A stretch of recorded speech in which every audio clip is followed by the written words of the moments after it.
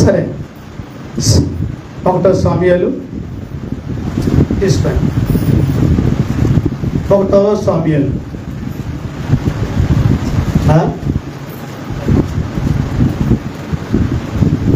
18:6 చదువుకుందాం.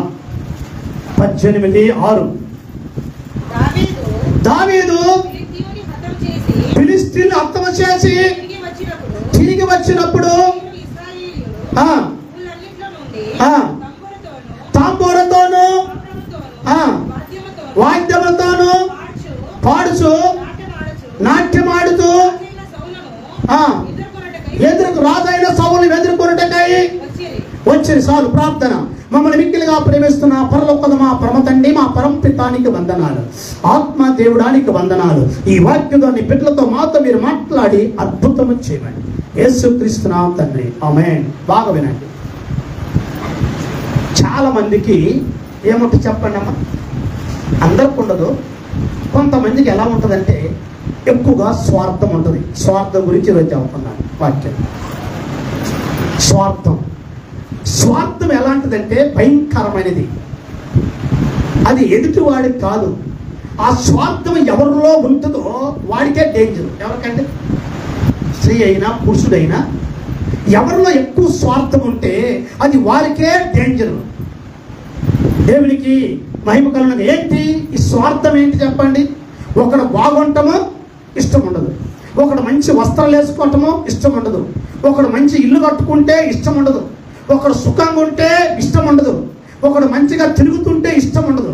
ఇదంతా కూడా స్వార్థం. పైకి మాత్రం అందరూ బాగానే ఉంటాం, కానీ లోపల మాత్రం ఈ స్వార్థం అనేది ప్రతి ఒక్కరిలో దాగి ఉంటుంది. అలాగనే ఈ సౌలులో కూడా ఒక స్వార్థం ఉంది. ఏముందండి? ఒక స్వార్థం. ఘనత అనేది అది ప్రభు ఇచ్చేది. ఎవరెత్తారు చెప్పండి ఘనత? ఎవరెత్తారు చెప్పండి? నిన్న 1వ తారీఖు మన సంఘస్థులు ఒకరు నాకు పాస్టర్కు బట్టలు తెచ్చారు. పోయిన సంవత్సరం కూడా పెట్టారు, నేను మర్చిపోయాను. వాళ్ళు ఒక సాలో తీసుకొచ్చి నన్ను పాస్టర్ను సన్మానం చేసి మా ఇద్దరికి బట్టలు పెట్టారు. ఆ తర్వాత నా దగ్గరికి వచ్చి అయ్యా సిమియన్కి కూడా పెట్టాలనుకుంటున్నాను, సంతోషంగా పెట్టండి అని అన్నాను. ఏం చేయండి? సంతోషంగా పెట్టండి. ఎందుకంటే సిమియన్ వాళ్ళ కుటుంబం మొత్తం మందిరంలోనే పనిచేస్తున్నారు. చాలామందికి తెలుసు. వాళ్ళ పనుల కంటే కూడా వాళ్ళ మందిరంలోని ఎక్కువగా పనులు చేస్తూ ఉంటారు వాళ్ళు. చూడండి, ఘనత అనేది అది దేవుడిచ్చేది. దేవుడు వాళ్ళకి తెలియకునే సంఘంలో ఒక ఘనత అనేది వాళ్ళకి ఇచ్చాడు దేవుడు కదండి. వాళ్ళు సాలతో, వాళ్ళిద్దరిని భార్య భర్తలు సాలతోటి సన్మానించి వాళ్ళిద్దరికి బట్టలు పెట్టుకుని సంతోషించారు. ఎందుకంటే వాళ్ళు చాలా ప్రయాసపడుతున్నారు, చాలా కష్టపడుతున్నారు. నేను ఎప్పుడో వాళ్ళిద్దరికి బట్టలు పెడదాం అనుకున్నా, కానీ ఈ సంఘం అంతా ఏమనుకుంటారు, వార్తలు వాళ్ళకే పెట్టారు మాస్టర్ గారు అన్న స్వార్థమేనా వచ్చేస్తుంది. అంటే వాళ్ళనే ప్రేమిస్తున్నాడు, మమ్మల్ని ప్రేమిస్తున్నాడా? వాళ్ళ ఇంటికే పోతాడు, మా ఇంటికి వస్తున్నాడా? ఇవన్నీ ఉంటాయి కదండి. ఎన్ని అంటే చెప్పండి? స్వార్థము అంటే ఓర్చుకోలేని స్వార్థం. దేవునికి మహిమ కలుగును గాక. దావీదు సౌలు యుద్ధానికి వెళ్ళారు. ఇద్దరు యుద్ధానికి వెళ్ళి ఏం చేశారు చెప్పండి? యుద్ధం చేసి యుద్ధం చేయించుకొని తిరిగి వస్తున్నారు. తిరిగి వస్తున్నప్పుడు ఈ స్త్రీలందరూ, ఇశ్రాయేలు స్త్రీలందరూ ఏం చేశారంటే కదండి, వీళ్ళు వాయిద్యాలతోటి, తాంబూర్లతోటి, సితార్లతోటి ఏం చేస్తారంటే నాట్యం ఆడుకుంటూ సౌలుకి 1000 కొలదియో దావీదుకి 10,000 కొలది అని శుద్ధులు పాడారంట. ఏం చేశారన్నమాట? శుద్ధులు పాడారు. అంటే సౌలేమో రాజు, దావీదేమో ఒక దేవుని బిడ్డ, అంతే, ఒక దేవుని కుమారుడు. ఒక సాధారణంగా ఉన్నాడు దావీదు. అప్పుడు రాజు కాదు కదా, సాధారణంగా ఉన్నాడు. ప్రభు పట్ల నమ్మకంగా ఉన్న వ్యక్తి దావీదు. హల్లెలూయా. అంటే ఇద్దరు మరి యుద్ధానికి వెళ్ళి తిరిగి వచ్చారు, విజయం సాధించుకుని వచ్చారు. ఘనత మాత్రం ఎవరికి వచ్చిందంటే దావీదుకి వచ్చింది, సౌలుకు లేదు. ఎప్పుడైతే తనకు దొరకాల్సిన ఘనత ఎవరికి దొరికింది చెప్పండి? దావీదుకు దొరికింది. సౌలు ఏమొచ్చేసింది తెలుసా? స్వార్థం వచ్చేసింది. ఇంకా అప్పుడు అంటాడు, వీడు రాజ్యం తప్పక ఇంకేం తీసుకోగలడు అని అంటాడు. చూడండి, సౌలుకి రాజే. సౌలుకి ఎందుకు ఘనత రాలేదంటే సౌలు హృదయము దేవునికి యథార్థంగా లేదు, సౌలు మనసు దేవునికి అనుకూలంగా లేదు. ఈరోజు దేవుడు ఏం చూస్తాడంటే మన పైవేషం చూడగాని నీ హృదయాన్ని ఆయన చూస్తుంటాడు, నీ అంతరంగాన్ని ఆయన చూస్తుంటాడు, నీ మనసుని ఆయన చూస్తుంటాడు. నువ్వేమి ఆలోచిస్తున్నావో, నువ్వేం చేస్తున్నావో, నీ అంతరంగం సత్యమేంటో దేవుడికి తెలుసు. హల్లెలూయా. దావీదు దేవుడికి యథార్థముగా ఉన్నాడు. అందుకే దావీదుకి ఘనత దొరికింది, సౌలుకి ఘనత దొరకలేదు. హల్లెలూయా. మనం ఇలాగే ఉంటాం, మన పక్కింటి పైకి పోతా ఉంటాడు, వాడిని చూసి వ్యసనం తెచ్చుకోవడం తప్పక మోకరించి, ప్రభువా నేను ఎందుకు డౌన్ అయిపోతున్నాను, నేను ఎందుకు బలహీన అయిపోతున్నాను, నేను ఎందుకు దీవించబడలేకపోతున్నాను, నేను ఎందుకు నాకు ఈ స్థితి ఏంటి, నాకు ఈ పరిస్థితి ఏంటని మోకరించి ప్రార్థన చేస్తున్నావా? స్వార్థాన్ని పెంచుకుంటున్నావా సౌలు లెక్క? హల్లెలూయా. ఈరోజు చాలా మంది పరిస్థితి ఏంటంటే స్వార్థం స్వార్థం స్వార్థం. ఆ స్వార్థం ఉన్నవాడు జీవితంలో పైకి రాడు. హల్లెలూయా. ఏమన్నాడు చెప్పండి? జీవితంలో పైకి రాడండి, స్వార్థం ఉండకూడదండి. దేవునికి మహిమ కలుగును గాక. హల్లెలూయా. హల్లెలూయా. అందుకే బైబిల్ చెప్తాం కదా, సాధ్యమైనంత వరకు ఏం చేయాలంట? సాధ్యమైనంత వరకు ఏం చేయాలి చెప్పండి? ప్రేమ కలిగి ఉన్నాడు. అది ఒకటో కోరింది 14 వచ్చిన మనం చదవండి అమ్మా, త్వరగా చదవాలి. వాక్యం ఎలా ఉంచుకొని త్వర చదవండి.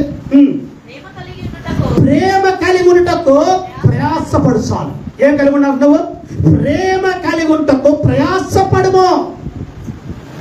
అందరూ బాగుపడాలి, అందరూ దీవెనకరంగా ఉండాలి, అందరూ దీవించబడాలని ఒక మనస్తత్వం నీళ్ళు ఎప్పుడైతే కలుగుతుందో దేవుడు నిన్ను దీవిస్తూ ఉంటాడు. హల్లెలూయా. దేవుడు నిన్ను ఆశీర్వదిస్తూ ఉంటాడు, దేవుడు నిన్ను లేవనెత్తుతూ ఉంటాడండి. అంతేకాని ఎవరి మీదనో ఏడుస్తూ ఏడుస్తూ ఏడుస్తూ ఉంటే జీవితాంతం మనం ఏడవటమే. హల్లెలూయా. ఏం చెప్తుంది చెప్పండి? జీవితాంతము మనం ఏడుస్తుంటాం. దేవునికి స్తుతి కలుగును. హల్లెలూయా. దేవునికి మహిమ. చదువు ఇక్కడ అక్కడ కింద వచ్చి చూడండి, 10వ వచనం చదువుమా, 9వ వచనం చదువు. కాబట్టి నాటి నుండి సౌలు దావీదు మీద ఇసుమ చూపు నిలిపెను. ఏం చూసాడంట? ఏం చూపాడంటమ్మా?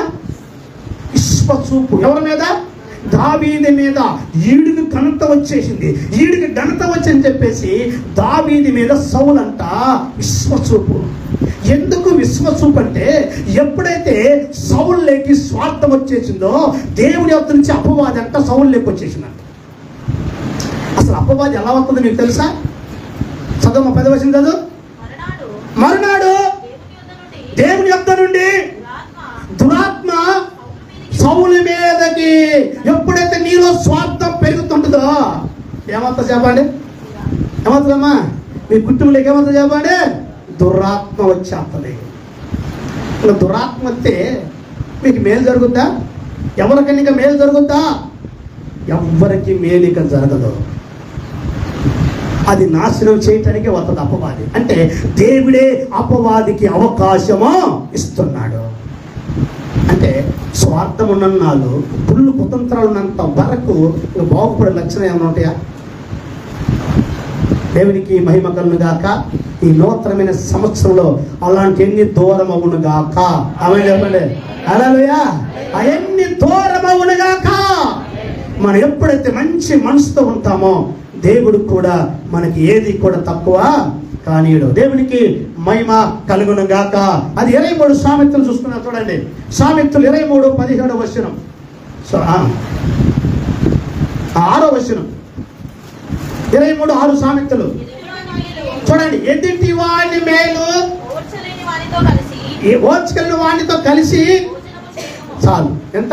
ఎదుటి వాడి మేలు ఓర్చగలిగిన వాడితో కలిసి భోజనం చేయకూడదు. హల్లెలూయా. ఓర్చుకుని ఎందరో ఉంటారు, వాళ్ళతో తినకూడదు, వాళ్ళతో కలిసి భోజనము చేయకూడదు. ఎప్పుడైనా నీకు డేంజర్, ఎప్పుడైనా నీకు ప్రమాదమే. ఓర్చుకోలేని వాళ్ళు. హల్లెలూయా. చదువు ఇంకేమంటున్నాడు?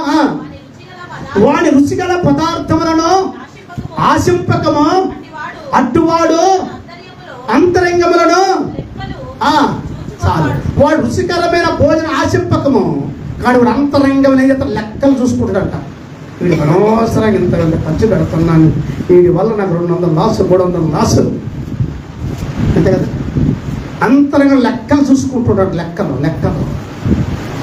తిని బ్రదర్ పర్వాలేదు, మంచిగా పర్వాలేదు, ఇంకొక ప్లేట్ తెచ్చుకుంటాం అని అంటాడు. లోపల ఏం చేస్తాడు చెప్పండి? అలా లెక్కలు. మనం ఏం చేస్తాం చెప్పండి? ఇవి పోయి ఈ టైంకి రావాలి, భోజనం టైం, కొంచెం ఆగి రాకూడదు అని కొంచెం ఆగి రావచ్చుగా. మేము తినే టైంలో నీడు వచ్చేసి వీడికి ఆడ పెట్టాలా? లోపల మనసు పైకి ఏమన్నా భోజనం చేస్తారా అని అంటాడు. లోపలేమో వీడు ఈ టైంకి రావాలన్నా. అంతరంగంలో లెక్కలు చూసుకుంటుంటాడండి. ఓర్చుకోలేని వాడితో కలిసి భోజనం కాదు కదా, వాడింటి పక్కన ఉన్నా నీకు డేంజర్, వాడింటికి ఎదురుగున్న డేంజరే. ఎందుకంటే ప్రతి దానికి నీ మీద వ్యసనం పడుతుంటాడు. ప్రతి దాని మీద వ్యసనం. ఈ వ్యసనాలలో చచ్చిన దాకా వాళ్ళకి వ్యసనం పోదు. అది పుట్టుతో వచ్చిన విద్య కదా. హల్లెలూయా. వ్యసనాలు. అప్రియమైన దేవుని బిడ్డలారా, క్రీస్తుని వెలిగిన తర్వాత, క్రీస్తు రక్తంతో కడగబడిన తర్వాత, అలాగనే ఆయన శరీరము, ఆయన రక్తంలో మన పాలు పొందుతున్న తర్వాత ఇవన్నీ కూడా ఉండకూడదు. ఉండకూడదు. ఇవన్నీ మనం పెట్టుకొని ప్రభు శరీరము, ప్రభు రక్తం తీసుకుంటే ఏమైనా ఉపయోగం ఉందా? చెప్పండి. ఏం ఉపయోగం ఉండదు కదమ్మా. హల్లెలూయా. దేవుని చూస్తున్నాను కాక ప్రభు నిన్ను నన్ను కోరిదంటే సంపూర్ణంగా ఉండాలి, సంపూర్ణమైన మనసు కలిగి ఉండాలని ప్రభు ఇష్టపడుతూ ఉంటాడు. దేవునికి మహిమ కలుగును గాక. వ్యసనాలతో ఉన్నవారు వారు ఎప్పుడు కూడా బాగుపడలేరని లేఖనం బోధిస్తూ చూసుకుందాం. అదే సామెతల గ్రంథంలో 26 మొదటి నుంచి కూడా ఒక మాట అంటాడు చూడండి. సామెతలు 26 మొదటి నుంచి, ఎండాకాలంకు మంచు గిట్టదు, కోతకాలమునకు వర్షము గిట్టదు, అట్టువలే బుద్ధిహీనుడికి ఘనత. బుద్ధిహీనుడికి ఎంత అని చెప్పాడు. కోపం అనుకుంటుంది. వాడికి మంచి అని తెలియదు, చెడని తెలీదు. ఏం తెలియదండి? మంచి ఏంటి తెలీదు, చెడేది తెలీదు. బుద్ధిహీనుడికి నువ్వు ఎంత అన్న చెప్పు, వాడు ఎండవు.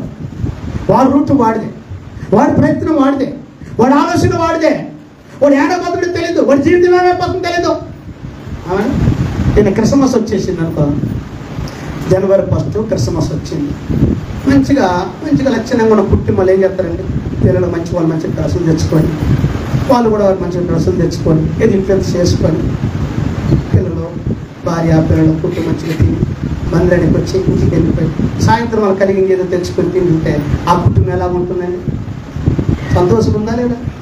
ఆనందం లేదా? కుటుంబంలో సంతోషం ఉంది, బిడ్డలతో సంతోషం ఉంది, భార్యతో సంతోషం ఉంది, భర్తతో భార్యకు కూడా సంతోషం ఉంది. కానీ వీళ్ళిద్దరిలో ఒకరు బాగలేకపోతే చెప్పండి, ఒకరు భార్యో భర్త ఎవరో ఒకరు బాగలేకపోతే, అంటే బాగలేదు అనారోగ్యమని నేను చెప్పేది. ఇది తాగి రావటమా, వీడు ప్యాకెట్ ఆటమా, కోడి పందారు డబ్బులు బాగొట్టు రావటమా, ఇది చేసాడు అనుకో ఎలా ఉంటుంది చెప్పి? ఇంట్లో మనకు శాంతి ఉంటుందా? సమాధానం ఉంటుందా? పోనీ భార్య భర్తకు లోపల లేదనుకో ఆ కుటుంబం ఎలాగుంటుంది కదండి? బుద్ధిహీనుడు ఏం గిట్టదండి? ఘనత. అంటే బుద్ధిహీనుడికి మంచి మాటలు చెబితే వాడు కోపం వస్తుంటుంది. నేను తప్పు చేస్తున్నా కదా, ఇది కరెక్టే కదా అనుకోడు వాడు. ఇంకొంచెం కోపం, నువ్వెంత కోపడతావో అంత నష్టపోతావు, నువ్వెంత పరిగెత్తుతావు అంత నష్టపోతావు, నువ్వెంత ఎగురుతావు అంత నష్టపోతావు. కానీ ఉపయోగమో లేదు. హల్లెలూయా, హల్లెలూయా, హల్లెలూయా. బుద్ధిహీనుడికి ఏం గిట్టదండి? ఘనత కిట్టదు. అందుకే కొంతమంది ఏం చెప్తారంటే వీడు పనికిరాడు, వీడితో మనకి ఎదురు వెళ్ళిపోతూ ఉంటారు. ఒకవేళ అలాంటి వాడు వస్తారు, వీడు మాట్లాడటం బంద్ చేసుకుంటారు. ఏం చేసి చెప్పండి, వీడు ఎదురుగేదంటే పెద్ద ఏం గొడవ చేస్తారు ఏం చెప్పేది వాడిని చూసి ఎక్కడో సపరేట్ ఉంటారు. దేవునికి మహిమ కలుగు. ఎందుకంటే ఇది బుద్ధిహీనుడు. ఇలాంటి వాడితో చాలా జాగ్రత్త. వాడు అనుకుని నన్ను చూసి భయపడతాడు. భయపడేది కాదు, అక్కడ వీడు పనికిరానోడు, వీడి ముందు ఏది మాట్లాడినా లేని కొన్ని సమస్యలు, పండగ గొడవ, ఇలా మనుష్యాతి కూడా ఉండదు అన్న ఆలోచనతో వీళ్ళు సైలెంట్గా అయిపోతారు. దేవునికి స్తుతి కలుగును గాక.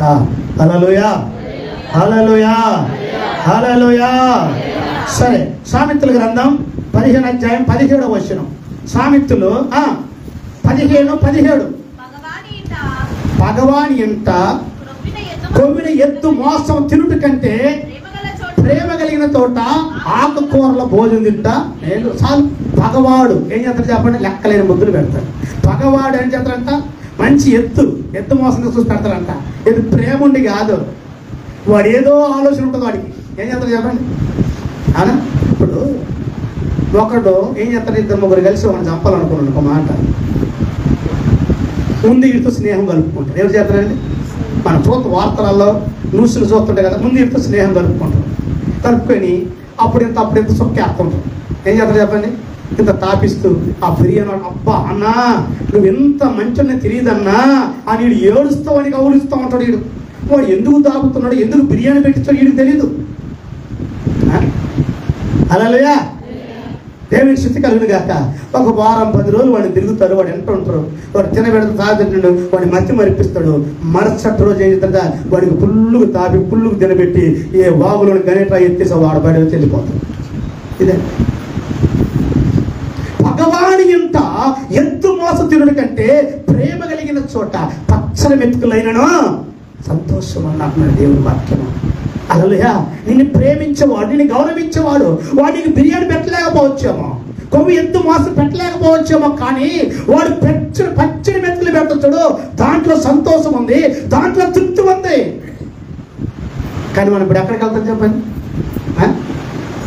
మన వాళ్ళు పెళ్ళిళ్ళు అవుతుంటే మటన్ చికెన్ ఉందంటే వీళ్ళు ముందే వస్తారు. ఎవరు? ఆ బాబులు. ఒక క్వార్టర్ బిగించొస్తారు ఇంకా ఆ బాబులు. ఎందుకు అంటే క్వార్టర్ బిగించకపోతే తినకూడదా? దేవునికి మహిమ కలుగును గాక. హల్లెలూయా, హల్లెలూయా. శత్రువు ఎప్పుడు కూడా మనల్ని ప్రేమిస్తున్నాడంటే, మనకి విరోధం ఉన్నవాడు ఎప్పుడు మనల్ని గౌరవిస్తున్నాడంటే దాంట్లో ఎక్కడో తేడా ఉంది అనేది తెలివి కల్లోడు ఆలోచిస్తాడు. తెలివి తక్కువవాడు బుద్ధిహీనుడు, వాడు మాయలో పడిపోయి చివరికి వాడు ఏమైపోతాడో వాడికి